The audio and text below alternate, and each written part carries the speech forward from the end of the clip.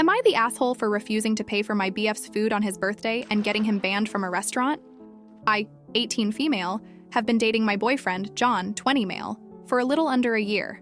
We have a pretty toxic-free relationship, but there's quite a bit of tension when it comes to me being vegetarian. I've been vegetarian since 11 and I have very strict morals around it. The one thing John has a problem with is me refusing to spend my money on meat.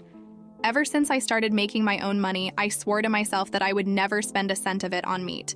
On our dates, we usually split the bill, and sometimes he pays for it all.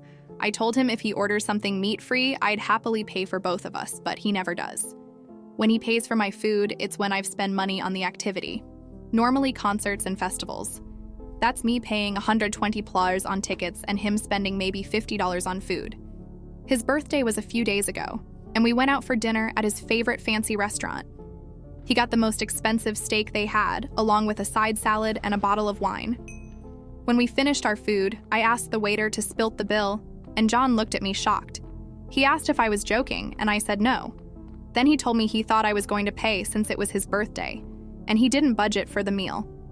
I asked him why he thought I'd pay, since I've been very clear about my rule, but he couldn't give me a reason other than it being his birthday. I told him I'd pay for the wine and the side salad, but he'd need to pay for the steak. He was furious with me and stormed off to the bathroom.